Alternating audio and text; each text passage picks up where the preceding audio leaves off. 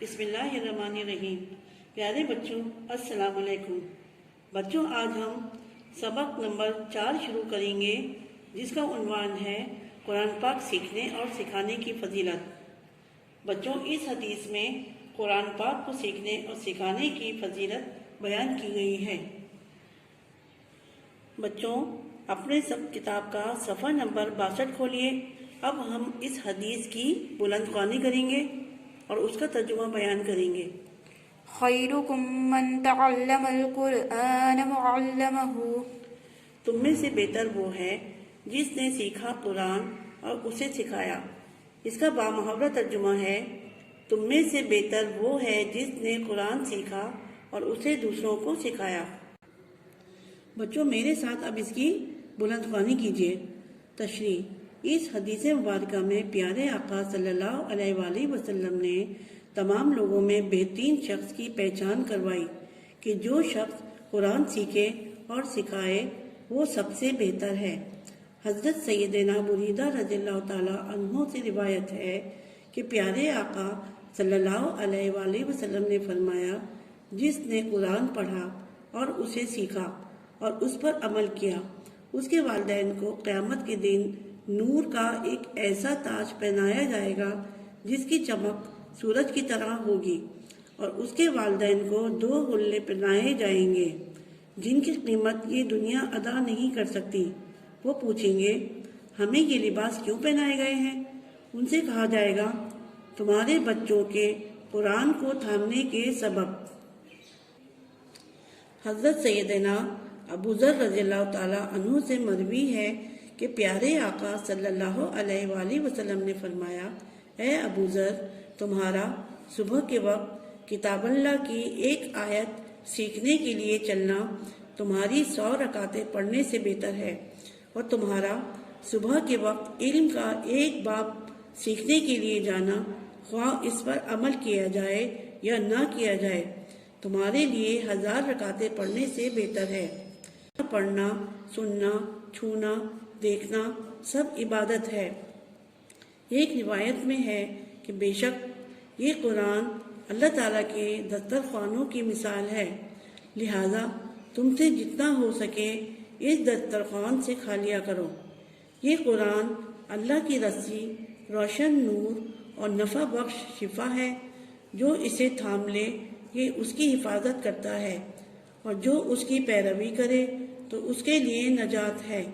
اس کی تلاوت کیا کرو، کیونکہ اللہ اس کے ہر حرف کی تلاوت پر تمہیں 10 نیکیاں عطا فرمائے گا، اور میں نہیں کہتا کہ الف لام میم ایک حرف ہے، بلکہ الف ایک حرف، لام ایک حرف اور میم ایک حرف ہے۔ قرآن پاک کو سیکھنے اور سکھانے سے مراد یہ ہے کہ قرآن کریم کو ناظرہ پڑھا جائے اور دوسروں کو پڑھایا جائے، یا قرآن کریم کو حفظ کیا جائے اور دوسروں کو حفظ کروایا جائے، یا قرآن کریم کو تفسیر کے ساتھ پڑھا جائے اور دوسروں کو قرآن کریم کے احکامات سمجھائے جائیں۔ یہ سب قرآن کریم سیکھنے اور سکھانے میں داخل ہیں۔ لہٰذا ہمیں چاہیے کہ قرآن کریم کو صحیح تجوید کے ساتھ پڑھیں، حفظ کریں، قرآن کریم کے احکامات سیکھیں اور دوسروں کو اس کی تعلیم دیں۔ حضرت سیدنا علی بن ابو طالب رضی اللہ تعالیٰ عنہ سے روایت ہے کہ پیارے آقا صلی اللہ علیہ وآلہ وسلم نے فرمایا، جس نے قرآن پڑھا اور پھر اسے یاد کر لیا، اس کے حلال کو حلال جانا اور حرام کو حرام جانا، تو اللہ تعالیٰ اسے جنت میں داخل فرمائے گا، اور اس کے گھر والوں سے ایسے 10 افراد کے حق میں شفاعت قبول فرمائے گا جن پر جہنم واجب ہو چکی تھی۔ اللہ تعالیٰ ہم سب کو قرآن پاک سیکھنے اور دوسروں کو سکھانے کی توفیق عطا فرمائے، آمین۔ بچوں اس حدیث میں ہمارے پیارے آقا صلی اللہ علیہ وآلہ وسلم نے بہترین شخص کی پہچان کروائی ہے، اور وہ یہ ہے کہ تمام لوگوں میں سب سے بہترین شخص وہ ہے جو کہ خود قرآن سیکھتا ہے، پھر اس کے بعد وہ دوسرے لوگوں کو اس کی تعلیم دیتا ہے۔ حضور صلی اللہ علیہ وآلہ وسلم نے فرمایا کہ ایسے شخص کو اس کا صلہ تو ملے گا ہی، لیکن اس کے والدین کو بھی नूर का ताज पहनाया जाएगा। कुरान पाक को समझ कर पढ़ना और उस पर अमल करना सब इबादत में शामिल किया जाता है। एक रिवायत में कुरान को अल्लाह ताला के दस्तरखान से तशबीह दी गई है। कुरान अल्लाह ताला की रस्सी है जो उसे थाम ले, ये उसकी हिफाजत करता है। इसकी हर हर्फ की तिलावत करने पर अल्लाह ताला 10 नेकियां अता फरमाता है। कुरान को नाज़रा पढ़ना, पढ़ाना, हिफ्ज़ करना और करवाना सब सीखने और सिखाने में शामिल है। लिहाजा हमें चाहिए कि हम कुरान को दुरुस्त तजवीद के साथ पढ़ें और उसके अहकामात खुद भी सीखें और दूसरों को भी उसकी तालीम दें।